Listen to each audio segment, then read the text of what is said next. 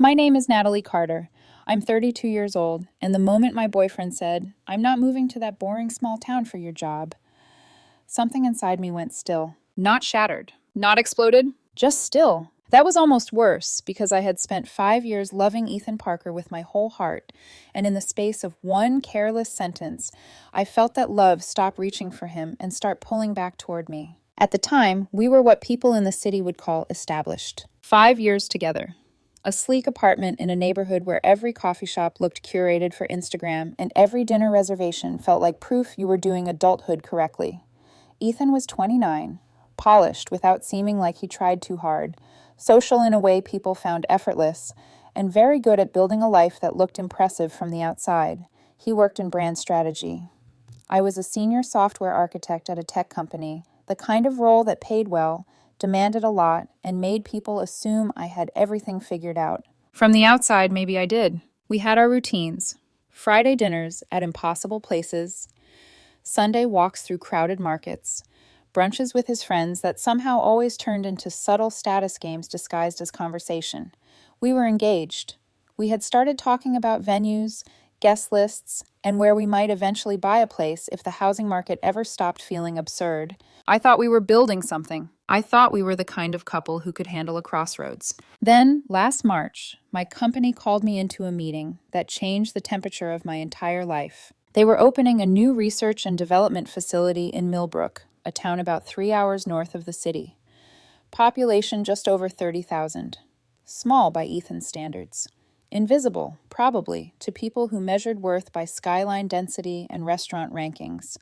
They needed someone to lead the entire engineering division. Not manage a team, not supervise a product line. Lead the division, the whole thing. The offer was staggering. $450,000 base salary. Bonuses that could push total compensation to $600,000. Full relocation package. Equity. Real authority. The kind of title that changes how people see you in every room after that. It wasn't just more money. It was more future. More security. More leverage. More growth. More of the life I had worked for when nobody was clapping yet, and all I had was caffeine, deadlines, and the stubborn belief that if I kept going, eventually something extraordinary would open. When I left the office that day, I was vibrating with excitement. I remember gripping the steering wheel too tightly at a red light because I was already rehearsing how I'd tell Ethan. Not because I was afraid, because I wanted to get it right. I wanted him to feel what I felt. The rush, the pride, the terror that only comes with something big enough to change you. I came home to find him on the couch, scrolling through his phone, half watching one of those luxury renovation shows he loved. The apartment smelled faintly like the cedar candle he always lit in the evenings. I stood in the doorway for a second, smiling at him. He looked up. "What?" I laughed. "That's your greeting?" "It depends," he said, smiling back. Should I be worried or impressed? Very impressed. That got his attention. He sat up a little. Okay, now I'm listening. I kicked off my heels, dropped my bag by the console table, and crossed the room with my heartbeat doing ridiculous things in my chest. "Babe," I said, "I got offered something huge today." He grinned. "How huge?" "Division head." That made him blink. "Wait, seriously?" "Yes." He let out a short whistle. "Natalie, that's insane." "I know." He stood and wrapped his arms around me, and for one brief, stupidly hopeful moment, I thought, this is exactly how this should feel. He kissed my forehead. "That's amazing. We should celebrate. When do you start?" And there it was, the part I had been carrying home like a second pulse. "Well," I said carefully, "there's one thing." He leaned back slightly, still holding my waist. "What thing?" "It's in Millbrook." He frowned. "Where?" 3 hours north, smaller town, new facility. His hands left my waist. Not dramatically, just enough for me to feel it. "That's a joke, right?" "No." He stared at me for a second, waiting for the punchline that never came. "You want us to move to some random town?" he asked. I kept my voice even. "I want us to talk about it." "Natalie, it's not some random town, it's a growing area. The facility is a major investment. This is a massive step up for me." He gave a short laugh, and something in it made my stomach tighten. "A massive step up for you," he repeated. "And what exactly is it for me?" I opened my mouth, but he kept going. "I'm not moving to some boring small town for your job." The sentence landed between us like something heavy and metallic. I looked at him, really looked at him. He had already made the decision in his mind. I could see it. He wasn't asking questions. He wasn't trying to understand. He wasn't even buying time. He had dismissed the entire future before I had finished describing it. Ethan, I said, quieter now, you don't even know the details. I know enough. No, you don't. Yes, I do. My life is here. My work is here. My friends are here. Everything that makes my life mine is here. It's 3 hours away, not another planet. That's not the point. Then what is the point? He exhaled sharply and stepped back. The point is, I'm not giving up my life to go play house in some place with one decent coffee shop and a farmer's market. People pretend is charming because they have nothing better to do. I stared at him. He kept talking. My network is here. My clients are here. My opportunities are here. I'm not uprooting myself so you can take some vanity promotion in the middle of nowhere. Vanity promotion. That one lodged deep. I could feel the excitement draining out of me so fast it almost made me dizzy. I had walked into our apartment glowing. I had pictured us sitting at the kitchen island with laptops open, looking at houses, laughing nervously, running numbers, imagining a different life. Instead, I was standing in my own living room, being told the most important offer of my career was a vanity move to nowhere. You don't mean that, I said. I do. You haven't asked the salary. I don't care about the salary. Really? Yes, really. Money isn't everything, Natalie. His tone was so final, so morally certain, you would have thought he was the one making a noble sacrifice. I folded my arms, not out of anger at first, but because suddenly I felt cold. Quality of life matters, he said. I'm not going somewhere that would make me miserable just because your company wants to play empire. Quality of life also includes financial security. He rolled his eyes. This is exactly what I mean. You hear one giant number, and suddenly none of the actual human parts matter.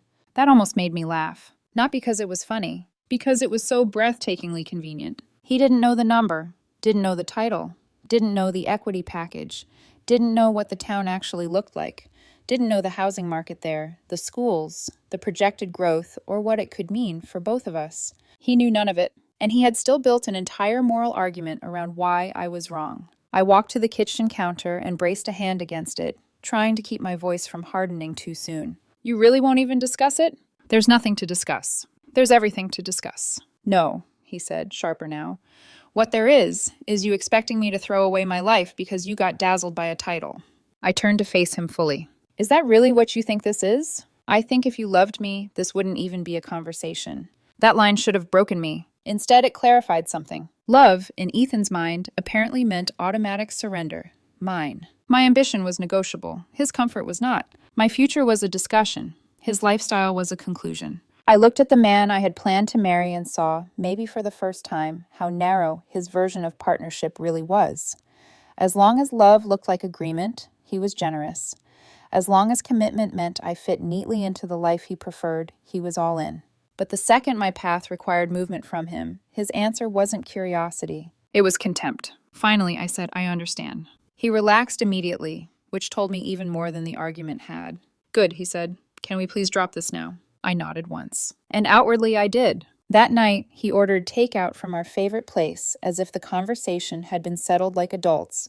Later, he fell asleep beside me quickly, one arm thrown over his face, completely at peace. I lay awake staring at the ceiling, not crying, not spiraling, just thinking about how fast he had dismissed me, about how he never once asked what the role meant to me, about how he said if I loved him, this wouldn't even be a conversation, when the truth was the opposite. Around 1 a.m, I slipped out of bed, took my laptop into the living room, and looked up Millbrook. I told myself I was only doing research so I could come back with facts, with photos, with numbers, with proof that this wasn't the joke he had turned it into. But something deeper had already begun. A shift. The town wasn't what Ethan imagined. It had a restored downtown area, tree-lined streets, independent restaurants, public parks, a strong school district, and a growing professional community. The facility my company was opening was already attracting talent. Housing prices were almost surreal compared to the city.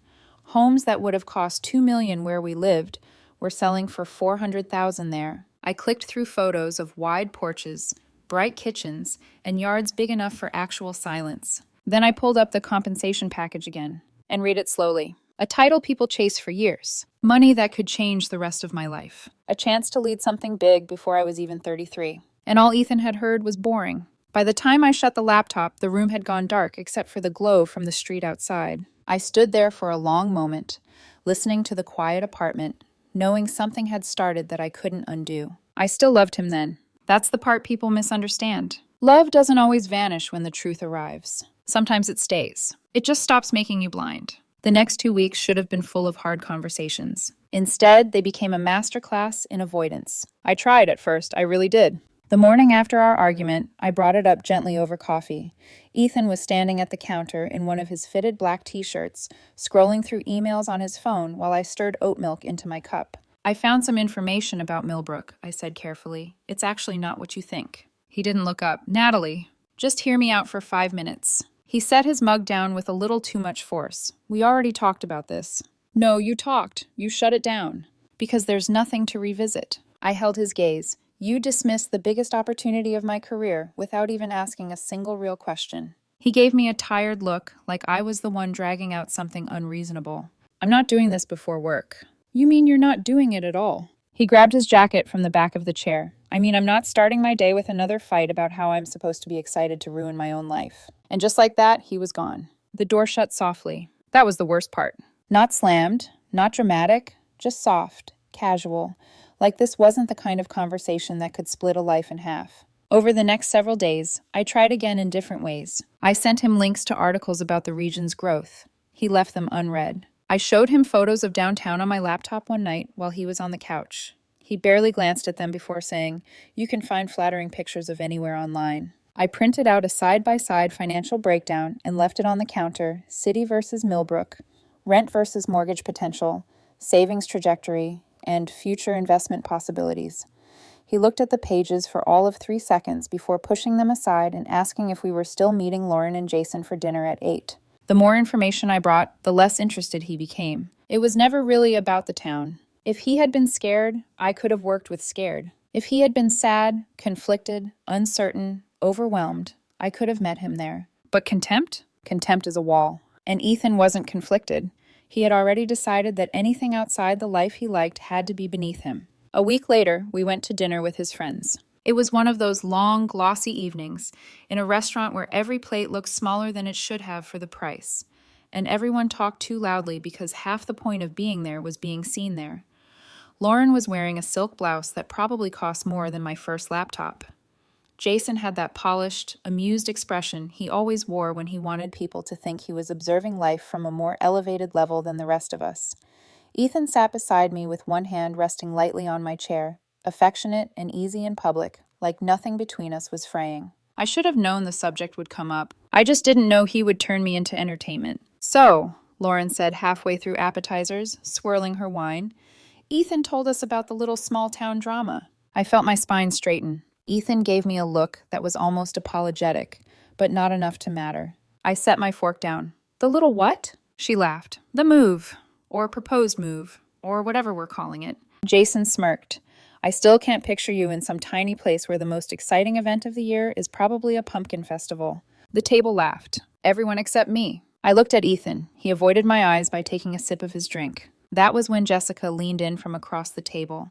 She was one of Ethan's oldest friends, the kind of woman who always spoke with absolute certainty, even when she had only half the story. No offense, Natalie, she said, which always means offense is coming, but it does feel selfish. My expression didn't move. Selfish. Expecting Ethan to give up everything because your company wants to relocate you? I don't know. It feels very old school in a bad way. I stared at her for a second. I'm sitting right here, I said. Jessica gave a light shrug. And you're speaking about me like I'm not. Ethan touched my arm. Let it go. That made heat flare through me. Let it go, I repeated. He lowered his voice, smiling tightly for the table's benefit. Not here. No, he didn't get to do that. He didn't get to let his friends reduce the biggest professional opportunity of my life to a joke, and then ask me to protect the mood. I turned back to Jessica. So, just to clarify, I said, very calm now, it's selfish for me to ask my partner to even discuss a major career move, but it's not selfish for him to demand I turn it down without hearing one detail. That's not what I said. It's exactly what you said. Lauren jumped in with a little laugh, meant to smooth things over. I think everyone just means Ethan would be miserable there. Based on what? I asked. No one answered. I looked around the table. Has anyone here actually looked at the town? Researched the facility? Read the compensation structure? Asked what the position is? Jason raised his brows. Compensation structure? God, that phrase alone makes me want to stay in the city. More laughter. Ethan finally spoke, his tone carrying that warning edge I had started hearing more and more lately. Natalie. I turned to him. No, I said. Actually, let's do this, since apparently my future is dinner conversation now. The table went quiet. You told them about the offer, I said to him. Did you tell them the title? His jaw tightened. No, I answered for him. He didn't. I looked at the others. Did he tell you it's division head? Jessica blinked. Wait, what? Did he tell you it comes with a compensation package that completely changes our long-term future? Lauren frowned. How much are we talking? Ethan cut in fast. That's not the point. That told me everything. I looked at him for a long second. Then I picked up my napkin, set it beside my plate, and stood. I'm not doing this, I said. Ethan stood too. Natalie, come on. But I was already reaching for my bag. Behind me, I heard Lauren say, Wait, division head? And Jessica asking, Why didn't you mention that? I didn't stay to hear his answer. Outside, the night air hit my face cold and sharp. The restaurant windows glowed behind me. Everyone inside still suspended in warm light and curated elegance. And I stood on the sidewalk feeling humiliated in a way that had nothing to do with public embarrassment and everything to do with recognition. He had told them enough to make me sound unreasonable, not enough to make me understood. That was not an accident. Ethan came out a minute later. Natalie, seriously? I laughed once, disbelieving. Seriously? You just made that weird. I made it weird?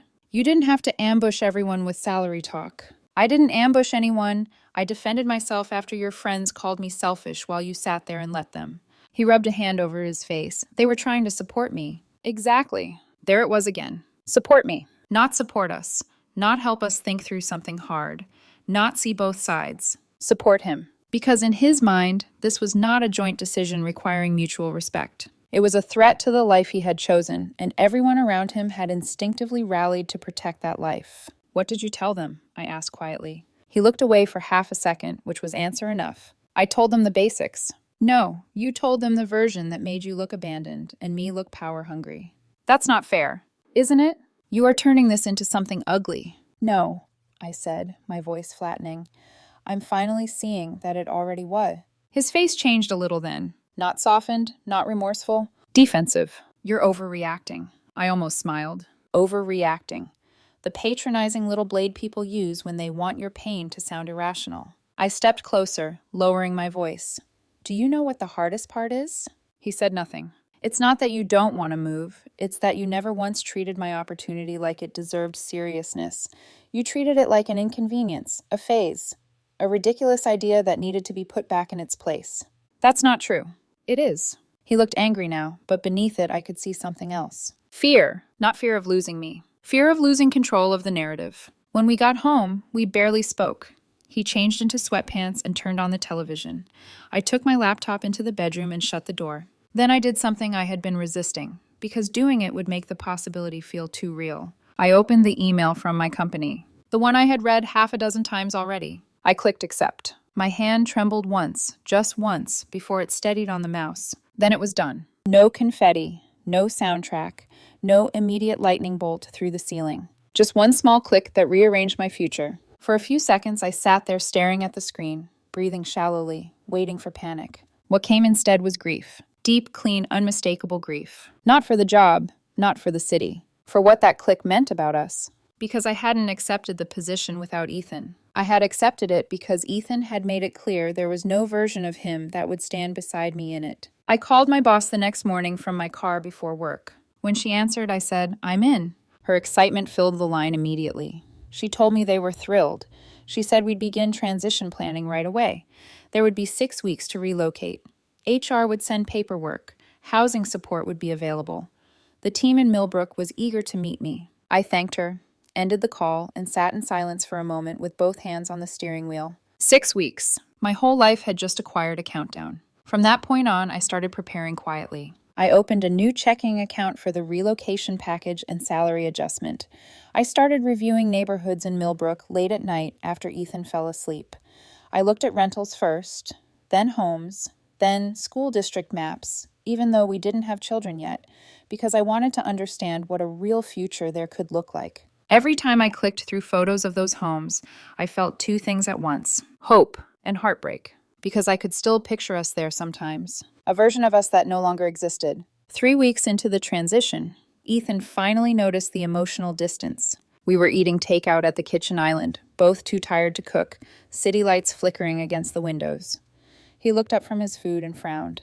"What's wrong with you lately?" I swallowed slowly. "What do you mean?" "You're weird." I almost laughed at the elegance of that diagnosis. "Weird how?" "Distant, moody, always in your head." I held his gaze. Instead, I said, "Just work stuff." He gave me an annoyed look. "Well, stop moping. It's exhausting." That was the moment. Not the fight in the living room. Not the dinner humiliation. That sentence. "Stop moping. It's exhausting." Something in me went completely clear after that. Because loving someone can survive disagreement. It can even survive selfishness for a while. But there is a particular kind of coldness in being wounded by someone and then being asked to make your wound more convenient for them. I looked at him across the counter, the man I had loved for 5 years, and knew with a terrible calm that I was making the right decision. Over the next several days, the logistics became more real. Paperwork, transfer documents, start dates, housing calls. I found a beautiful rental house in Millbrook, a 3-bedroom craftsman with a wide front porch and a yard edged with old trees. It wasn't flashy. It wasn't impressive in the way Ethan liked things to be impressive. It felt grounded, quiet, solid. Mine. I signed the lease. Then I scheduled the movers. And once that was done, there was no pretending anymore, even privately. I had made my choice. The only thing left was telling him. I decided on a Sunday morning. Not because it was kinder, because I needed enough daylight left to survive whatever came after. Sunday mornings used to feel safe. That was the cruelest part of endings. They don't always arrive in chaos. Sometimes they walk into rooms that still smell like coffee and clean laundry and last night's candle wax. Sometimes they sit down across from the person who once felt like home and speak in a voice so calm it barely sounds like the life inside it is breaking. Ethan was in the kitchen when I came out, barefoot, wearing gray sweatpants, and the old college t-shirt he slept in when the weather was warm.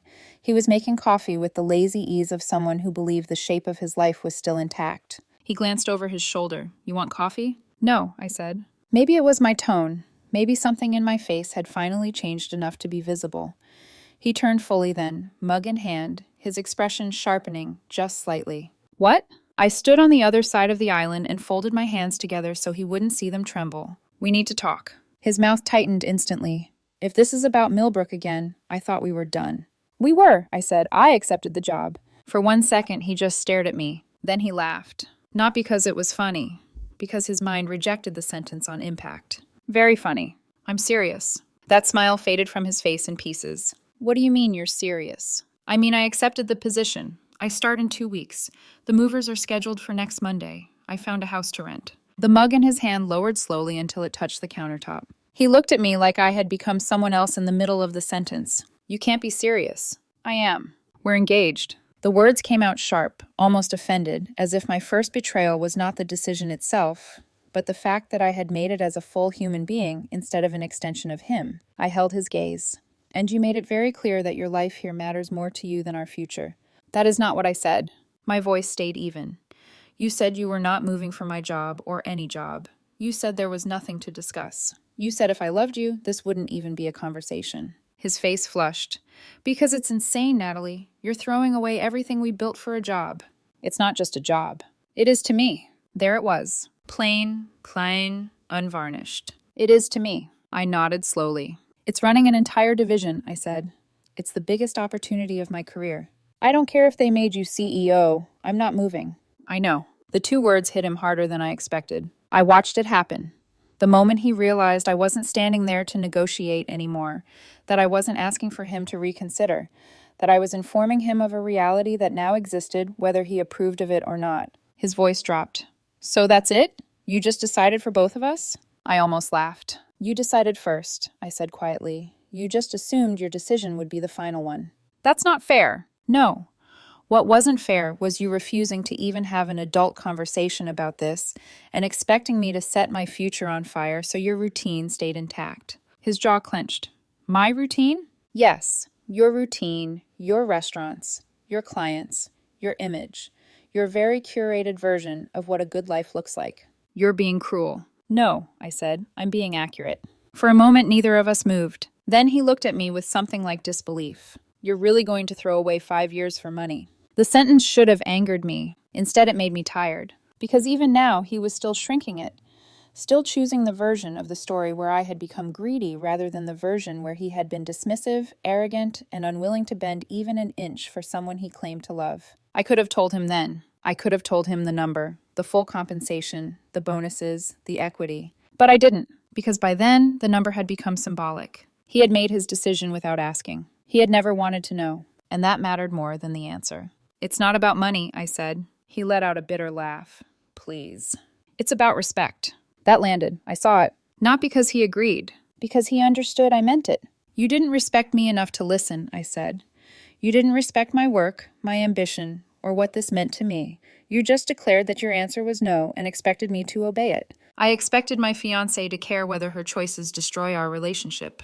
And I expected my fiancé to care enough about me to ask one single real question before deciding my opportunity was beneath him." His mouth opened, then closed again. I could see him searching now, reaching for some version of events that would put him back in moral control. Instead, he found nothing, because the truth was sitting right there between us, stripped clean. He had dismissed me. I had believed him. And now we were here. He shoved a hand through his hair and turned away from me, pacing toward the windows.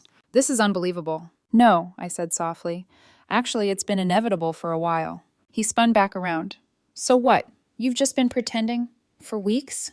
"I've been trying to figure out whether there was still an us left to save. And apparently there wasn't.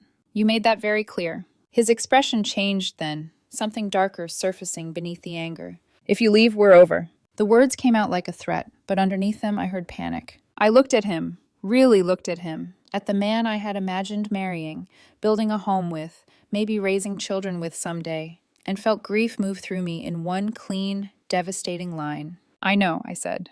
That broke something. He stared at me, as if he had expected me to fold the second he said it, as if the ultimatum itself was supposed to frighten me back into compliance. But it was too late for that. He had already taught me what love looked like to him when it was inconvenienced. His voice rose. "You're unbelievable, Natalie. Do you have any idea what you're doing?" "Yes. You're ruining your life." "No," I said. "I'm refusing to let you reduce it." He laughed again, harsher this time. "God, listen to yourself. This whole thing has gone straight to your head." I felt my heartbeat climbing, but my voice stayed calm. "No. What went to my head was finally realizing I deserve a partner who can imagine a future bigger than whatever table gets us the best reservation on a Friday night." His eyes flashed. "That's cheap. So was telling your friends half the story and letting them call me selfish over dinner." He looked away. That tiny movement was answer enough. I inhaled slowly, forcing my hands to unclench. "I'm not doing this all day," I said. "I'll cover my share of the lease until the transfer paperwork goes through. I'll send you a list of everything we need to separate." He stared at me. "You've planned all this?" "Yes." "And you did it behind my back?" "No," I said, and this time my voice sharpened. "I did it after trying every possible way to discuss it with you like an adult. You don't get to call it betrayal just because I stopped asking permission." Silence. Thick, hot, terrible. Then his anger cracked, and something rawer came through. "You're really leaving me." There it was. Not "I can't believe this." Not "how do we fix it." Not "I'm sorry." Just the stunned realization that this thing he thought he controlled could move without him. I swallowed hard. "I'm leaving this version of us," I said. "The one where my future only matters if it fits neatly inside yours." He sat down hard on one of the counter stools, like his knees had given out all at once. For a moment, he just stared at the floor. Then came the bargaining. "So what?" he said. "You commute. 3 hours isn't ideal, but people do worse." There it was. The scramble. The sudden flexibility that only appeared once the door was already opening. "That's not sustainable. I'll come on weekends." "You said moving there would ruin your life." I was angry. "You were honest. We can do long distance." I let the silence answer for a second before I said, "Can we?" His head came up. "You won't even visit the town." "That's not fair." "It's completely fair. You know I said things because I was upset, and I know you meant them because you repeated them." That hit him harder than yelling would have. He stood abruptly and walked to the bedroom. I heard drawers opening, closet doors sliding, things being moved with more force than necessary. When he came back out, he was carrying a handful of my sweaters. For a second, I thought maybe he was finally going to help sort things. Then he dropped them onto the floor. "Fine," he said. "If you're so sure, start packing." I looked down at the pile of soft fabric at my feet, then back up at him. My chest hurt. My throat hurt. 5 years of memories seemed to stand up all at once inside the room while we destroyed them. But even then, one thought rose clearer than anything else. He still wanted punishment more than understanding. I bent, picked up the sweaters one by one, folded them over my arm, and said nothing. That only made him angrier. Over the next few days, Ethan became almost unrecognizable in the way only someone familiar can. First came fury. He removed my things from shared spaces with a cold efficiency that felt more hostile than shouting. My framed photos disappeared from the bookshelf. The hand towels I had bought for the guest bathroom were replaced. He told friends I was abandoning him for money. He posted vague, polished stories online about people who reveal their true priorities when success starts whispering in their ear. He never named me. He didn't have to. Anyone who knew us knew. Then came the calls. Late-night ones. Tight-voiced ones. What if I visit first? You should have wanted to before. That's not fair. You keep saying that like it changes anything. Then tears. Actual tears. One night I found him sitting at the edge of the bed with his face in his hands, shoulders shaking so quietly it was almost worse than if he had been loud about it. "You're ruining my life," he said without looking up. I stood in the doorway for a long time. Part of me wanted to go to him. That was the problem with love. It doesn't turn off just because it becomes dangerous to you. But another part of me, the newer part, the one that had been forming in silence for weeks, asked a simpler question. Why is his pain always the only pain that gets to count? So I stayed where I was. And I said, I didn't ruin this, Ethan. I just stopped pretending it wasn't already broken. The last week before the move was unbearable. He blocked me on everything except email because we still needed to coordinate lease logistics. We passed each other in the apartment like temporary strangers in a staged home. Sometimes I caught him watching me while I packed boxes, his expression unreadable, as if he still couldn't believe I was continuing to move through tasks instead of collapsing under the weight of what this meant. But when the day finally came, I felt less like I was falling apart and more like I was walking out of a room with no air left in it. Ethan had gone to stay with Lauren the night before. He said he couldn't watch the movers carry my life out piece by piece. I didn't argue. By then, there was nothing left to argue with. The movers arrived at 8. Strong arms, polite voices, cardboard, tape. The steady scrape of furniture being lifted, wrapped, loaded. I moved through the apartment with a clipboard and a numb kind of focus, signing forms, answering questions, checking corners, opening drawers one last time. There were traces of us everywhere. A scratch on the baseboard from when we dropped a side table 2 summers ago. The tiny burn mark on the balcony rail from the night he tried to light sparklers after too much wine. The kitchen drawer that still stuck because he always shoved too many takeout menus into it no matter how many times I cleaned it out. A life leaves residue. That was hard to look at, but not hard enough to make me stay. When everything was loaded, I stood alone in the empty apartment one last time. The rooms echoed now. The city skyline beyond the windows looked exactly the same as it had the day before, which felt obscene somehow. I set my keys on the counter. Then I walked out. The drive to Millbrook should have felt tragic. Instead, somewhere around an hour outside the city, with the buildings thinning behind me and the road opening into long stretches of early spring light, I felt my shoulders drop for the first time in weeks. No texts, no tension vibrating through shared walls, no dread waiting in my own living room. Just quiet, real quiet. I rolled the window down and let cold air flood the car. Trees blurred past, gas stations, open sky, small exits with names I didn't know yet. With every mile, something inside me unclenched. By the time I reached Millbrook, the sun was lower, honey-colored, soft across the streets. And the town was not bleak, not empty, not less than. It was alive. Brick storefronts, coffee shops with people sitting outside, local bookstores, parks edged with old trees, front porches with lights already coming on, kids on bikes, couples walking dogs, a downtown that felt cared for, not curated. My rental house was on a quiet street lined with maples, just beginning to green. It was a 3-bedroom craftsman with a deep porch, pale siding, dark shutters, and a yard big enough to hold actual silence. When I unlocked the front door and stepped inside, the late afternoon light slanted across hardwood floors and empty rooms that smelled faintly of fresh paint and possibility. I stood in the center of the living room with my keys in my hand and listened. No sirens, no neighbors through the wall, no Ethan, just stillness, not the dead kind, the healing kind. I should have cried then. Maybe a version of me would have. Instead, I walked to the front window, looked out at the quiet street, and felt something rise in me that I had not felt in a very long time. Relief. Real, unmistakable relief. That terrified me a little. Because grief means you lost something precious. Relief means some part of you knows you escaped. The first morning in Millbrook, I woke up disoriented. Not because something was wrong, because nothing was. No traffic humming through the walls, no distant sirens, no muffled voices from neighboring apartments. Just quiet, real quiet, the kind that doesn't press against you. It gives you space. For a few seconds, I lay there staring at the ceiling, trying to remember where I was. Then it came back all at once. The move, the job, the house. Ethan. That last thought didn't hit the way I expected it to. There was no sharp pain, no immediate wave of regret, just a dull, distant ache, like something my body hadn't fully decided how to process yet. I sat up slowly, the sheets still unfamiliar against my skin, and looked around the room. Boxes. Stacks of them. My life, reduced to labeled cardboard. But instead of feeling overwhelmed, I felt steady, like I had already survived the hardest part. The next few days passed in a blur of unpacking, orientation meetings, and small discoveries. The office was even better than I imagined. State of the art. Clean lines, glass walls, a kind of energy that only exists when something is being built from the ground up. My team of 50 engineers was sharp, motivated, curious. They didn't look at me like I was someone who needed to prove I belonged.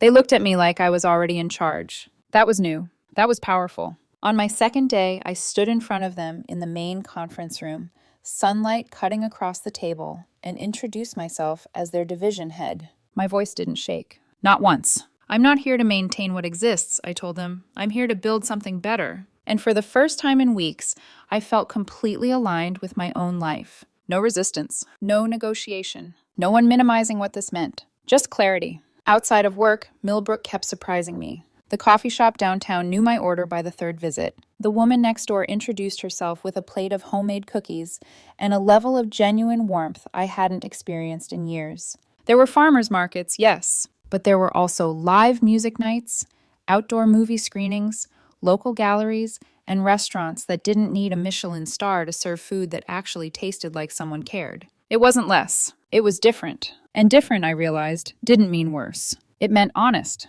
3 weeks in, I bought a gym membership. Not because I needed it, because I wanted routine that belonged entirely to me. No shared schedules, no compromise workouts squeezed between his plans and mine. Just me. That was when the first message came. Jessica. Hey, Natalie. Hope you're doing okay. Random question. Ethan said you took a new job? He's being kind of vague. Everything all right? I stared at the screen for a moment. Vague. Of course he was. I didn't respond. An hour later, another message. Lauren. I almost laughed. Lauren, the same woman who had laughed at the idea of me living here, was suddenly reaching out like she cared about clarity. Natalie, can we talk? Ethan's not doing great. Maybe you guys should try to work things out. I locked my phone and set it face down on the table. It was interesting. Not the messages themselves. The timing. Because they didn't come when I left. They didn't come when I packed my life into boxes. They didn't come when he threw my things out of shared spaces or posted vague accusations online. They came now. When the story started to shift, a few days later, his mother reached out. She had always been kind to me, warm in a way that felt real, not performative like some of the people in Ethan's circle. Natalie, sweetheart, I don't understand what happened. Ethan says you chose your career over him. That doesn't sound like you. I read that message twice. Not because it confused me, because it confirmed something. He hadn't just told half the story. He had rewritten it. I typed slowly. Hi. I didn't choose my career over him. He chose not to even consider being part of it. I respected that. Then I made my decision. I stared at the message before sending it. Simple. Clean. No emotion. Just truth. She replied a few minutes later. He didn't tell me that. He said it was just a lateral move somewhere random. There it was. The full picture. Not only had he dismissed my opportunity, he had minimized it to everyone else to protect his own narrative. I could have corrected her. I could have told her everything. The title, the compensation, the scale of what I was building here. But I didn't, because for the first time, I realized something important. It wasn't my job to manage his image anymore, or fix his version of events, or make sure people saw me correctly through his lens. I had stepped out of that, completely. So I sent one final message. I wish him the best. And left it there. Weeks passed. Work intensified. In the best way. We landed a major contract in my first quarter, something that would have taken months in my old role, maybe years, with the kind of bureaucratic friction I had grown used to. Here, decisions moved faster. People listened. Execution mattered more than appearances. And the bonus hit, $40,000, just like that. I remember sitting at my kitchen island, laptop open, staring at the number in my account. Not because I had never seen money before, but because this wasn't luck. It was alignment. It was the result of choosing myself when it mattered most. By the third month, I stopped thinking about the city every day. By the fourth, I realized I hadn't thought about Ethan at all for an entire week. That realization didn't feel like betrayal. It felt like healing. Then I bought the house. Not rented. Bought. A 4-bedroom colonial on 2 acres just outside town. $425,000. In the city, it would have been impossible. Here, it was mine. The first night I slept there, the silence felt even deeper than before. Not empty. Grounded. Like the house itself was holding space for a life that hadn't been fully lived yet. That was when everything changed. Not emotionally. Publicly. 6 months in, we launched our first major product. Project Phoenix. The launch event was held at the facility. Press, industry leaders, internal teams. A big moment.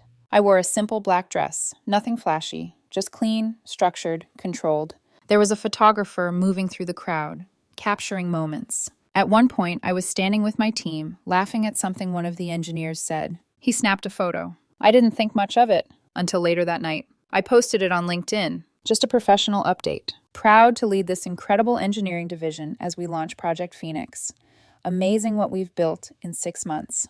That was it. No mention of Ethan, no mention of the past, just where I was now. Within hours, my notifications exploded. Congratulations. This is huge. Division head, that's incredible. We should reconnect. Former colleagues, industry connections, people I hadn't spoken to in years. And then his email. Division head? I stared at the subject line for a long time before opening it. When were you going to tell me you were a division head? I didn't respond. 2 hours later. Natalie, please, I just saw the announcement. Your company's site lists the role and the compensation range. Is that real? Still nothing from me. Another message. I looked up the house you bought. It's beautiful. My fingers hovered over the keyboard, then dropped. Because suddenly, with absolute clarity, I understood something that made my chest feel both heavy and completely free at the same time. He wasn't reaching out because he missed me. He was reaching out because he finally understood what he had walked away from. And those are not the same thing. The emails kept coming. I made a mistake. Please talk to me. I love you.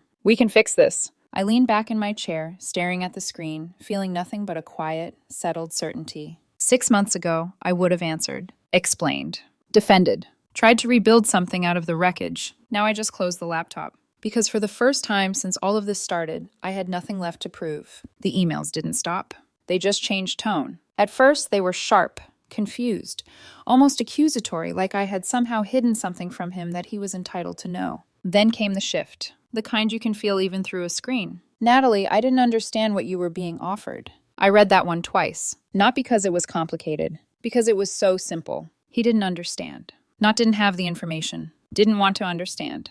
There's a difference. Another email followed minutes later. You should have told me how big it was. I let out a quiet breath. There it was again. The subtle rewrite. The attempt to move responsibility just slightly off himself and onto me. As if I had failed to present my future in a way that was convincing enough for him to respect it. I didn't reply. An hour later. I've been thinking about everything. About us. About how I handled it. That one sat unopened for a while. Not because I was afraid of what it said. Because I already knew. Regret always sounds the same when it arrives late. Eventually, I clicked it. I was wrong. I shouldn't have dismissed it. I shouldn't have dismissed you. I stared at the words. There was a time, very recently, when that sentence would have undone me.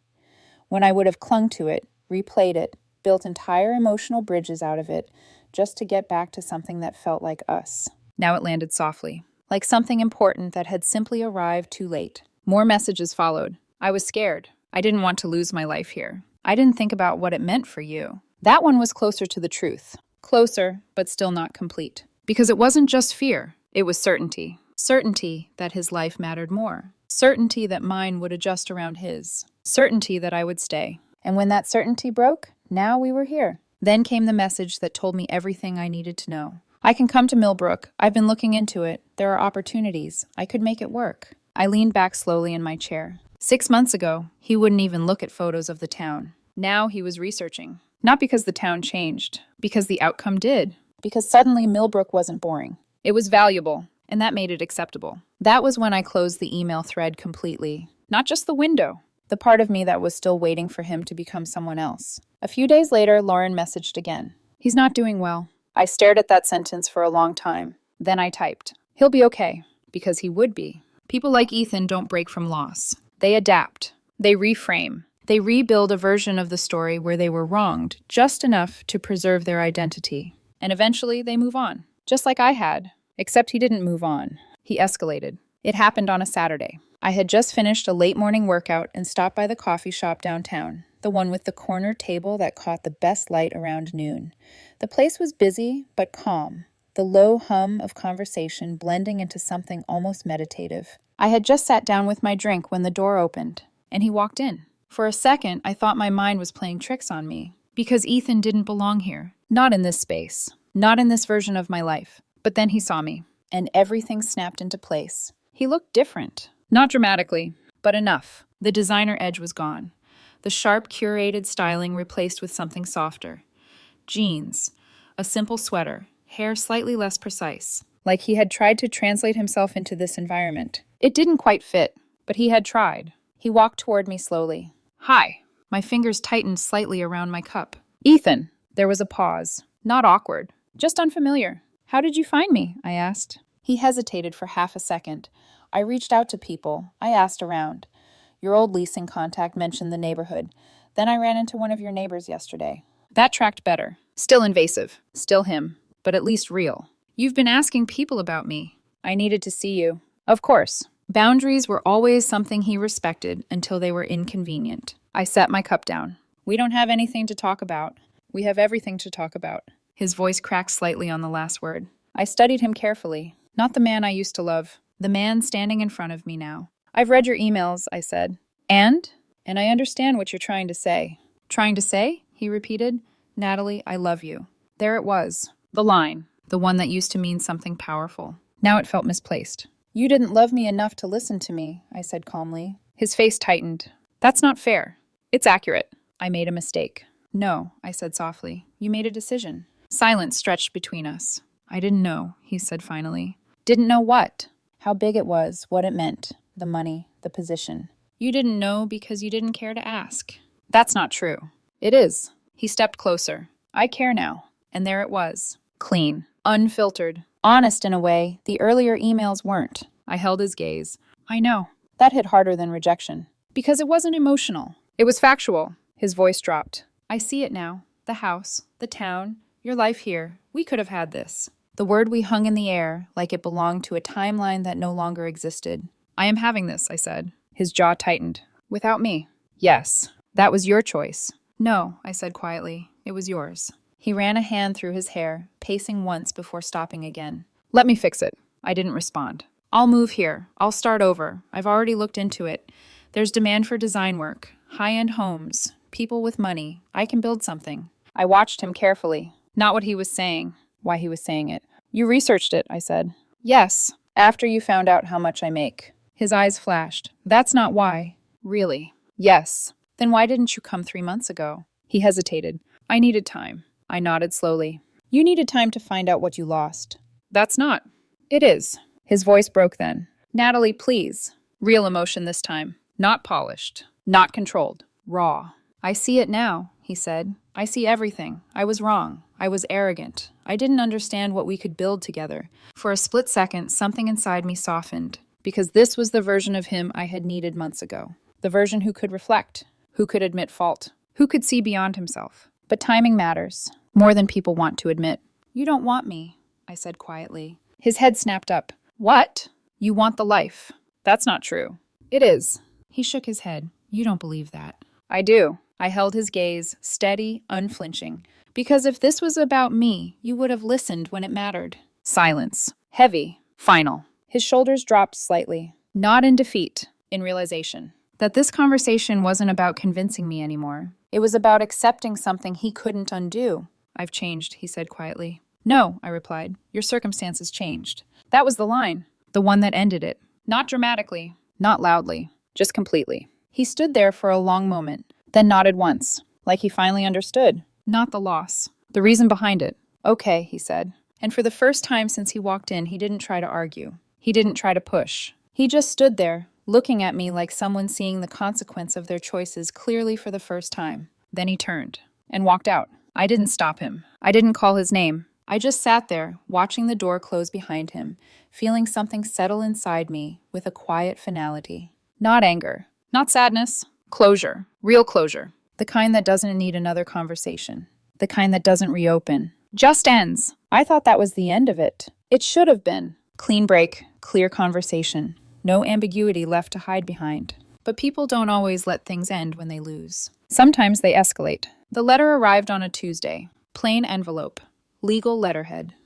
My name typed cleanly across the front like this was something formal, something real, something that carried weight. I opened it at my kitchen island, still in my work clothes, heels kicked off, hair half falling out of the neat structure I kept it in during meetings. By the second paragraph, I laughed. Not softly, not politely, actually laughed. The claim was almost impressive in its audacity. Financial damages due to relationship dissolution under false pretenses. I read that line again, slower this time, just to make sure I wasn't misinterpreting it. According to the letter, I had deliberately concealed the true nature of my job opportunity, its scale, its compensation, its long-term benefits, thereby causing Ethan to make a decision without full informed consent, which had resulted in both emotional and financial harm. I set the paper down and pressed my fingers to my lips, still smiling. Of course this was where it went. When emotion didn't work. When apology didn't work. When showing up in person didn't work. He tried control. I called my lawyer the next morning. By that afternoon, she had already read the letter twice and was laughing harder than I had. "This is creative," she said. "That's one word for it." Her response went out the same day. Clean, precise, brutal in the way only facts can be when they're laid out without emotion. Miss Carter attempted multiple times to discuss the opportunity in full. Mr. Parker refused to engage in those discussions and made clear his unwillingness to relocate under any circumstances. He terminated the relationship contingent upon her acceptance of the role. Her subsequent professional success does not constitute deception, nor does it create liability. I read it once, then again, and felt something settle. Not satisfaction, validation. The truth didn't need embellishment. It just needed to be stated clearly. But Ethan wasn't done. A week later, another attempt. This time, a claim that our engagement constituted a verbal agreement regarding shared future assets, and that by accepting the position without his consent, I had violated that agreement. I didn't even feel annoyed anymore. Just distant, detached from the entire situation in a way that made it feel like I was observing someone else's life. My lawyer shut that down too, with an added note. Mr. Parker explicitly stated that the relationship would end should Miss Carter accept the role, thereby nullifying any implied agreements. That was the part that mattered. Not the law, the record. His own words turned back toward him. After that, the legal angle disappeared. But then came the social media posts. Subtle at first, then less so. Long captions about financial manipulation, about partners who withhold critical information to control outcomes, about emotional damage caused by power imbalances disguised as ambition. He never used my name. He didn't have to. People connected dots. At least he thought they would connect them his way. But something unexpected happened. The narrative slipped. A comment appeared under one of his posts. "Didn't you refuse to even talk about the job?" Another one. Pretty sure she tried to explain it multiple times. Then Jessica. Of all people, I stared at the screen when I saw her name. "Ethan, I was there. You shut her down every time she tried to talk about it. This isn't manipulation. You made a decision without getting the full information." The replies under that comment multiplied quickly. Agreeing. Questioning. Correcting. The version of the story he had been holding together started breaking apart in public. And for the first time since all of this began, I did nothing. No statement. No defense. No clarification. I didn't need to. Because the truth was no longer something I had to carry alone. It was visible on its own. That was the last real attempt he made to control the situation. After that, silence. Time passed. A year, to be exact. And life didn't just move on. It expanded. The facility thrived. What we built in Millbrook didn't just succeed. It became something people in the industry talked about. Something that set a standard. My team grew. Our products scaled. Decisions I made in those early months started shaping outcomes far beyond what I had imagined when I first accepted the role. My total compensation that year hit $625,000. Not that it mattered the way people think it does, because by then, the number wasn't the point. The life was. I bought a second property, a cabin by the lake, 20 minutes from town. The first time I stood on the porch there, looking out at the water, I had one of those rare, quiet moments where everything aligns just enough for you to realize this. You made the right choice. Not the easy one, the right one. And somewhere in the middle of that year, I met someone. His name was Daniel, a veterinarian, smart in a grounded way, funny without trying to be. The kind of man who listened, not just to respond, but to understand. On our third date, I told him the entire story. Not dramatically, just honestly. When I finished, he leaned back slightly and said, "Sounds like he didn't lose you. He just couldn't recognize what he had." No analysis, no overreaction, just clarity. That was new. That was right. We built something slowly. No rush, no pressure, just consistency. And one day, without realizing when it had happened, I understood something quietly but completely. This felt like partnership, real partnership. Not conditional, not convenient, aligned. As for Ethan, I heard about him occasionally, through mutual connections, through fragments that drifted back without me asking. He stayed in the city, lost some clients during a rough period, burned through a few friendships. Lauren stopped taking his calls. The constant complaints wore thin. Eventually, people move away from energy that feels stuck. He sent one last email, a year later. I almost didn't open it, but something told me I should. So I did. "Natalie, I know you've moved on. I've seen the photos. He seems like a good guy." I sat with that sentence for a moment, not because it hurt, because it didn't. I wanted you to know I finally understand what I lost. There it was, simple, clean, honest in a way nothing before had been. Not the money, though I won't lie. That part stings. But you. I leaned back slightly. That line mattered, because for the first time, he separated the two. I lost someone who was willing to build a future, and I was too shallow to see it. I didn't move for a while. Just read. Just absorbed. You were right. I didn't want you. I wanted a lifestyle. I thought that lifestyle was here. I didn't realize it could exist somewhere else. Silence filled the room after that, the kind that isn't empty. Just finished. I'm not asking for anything. I know that door is closed. I just wanted to say I'm sorry for not even listening when you tried to share your excitement. I hope you're happy. I sat there for a long time. Then I typed, "Ethan, thank you for the apology. I appreciate it. I am happy. I hope you find your happiness too." I sent it, closed the laptop, and that was it. No lingering emotion. No second guessing. Just done. A few weeks later, I was back in the city for a conference. Different hotel. Different mindset. Different version of me walking the same streets. That night, I ran into his parents at a restaurant. They invited me to sit. There was no tension, no awkwardness, just honesty. "We owe you an apology," his mother said. "For what?" "For how he was raised," she replied quietly. "We taught him to value the wrong things." His father nodded. Status, image, comfort. I didn't say anything, because I didn't need to. "He told us everything," she continued, "the real version." I held her gaze. "I'm glad," I said. His father leaned forward slightly. "You made the right call." Simple, direct. Enough. We talked for a while longer. About work, about Millbrook, about life. Then I left. As I stepped out into the night, the city lights looked the same. But I didn't, and that made all the difference. Because here's the truth. It was never about the town, or the money, or even the job. It was about what happens when someone shows you exactly how small they need your life to be in order to feel comfortable inside it, and what you do next. I didn't shrink. I didn't negotiate my future down to something more acceptable. I didn't wait for him to understand. I chose. And that choice didn't just change my career. It changed everything.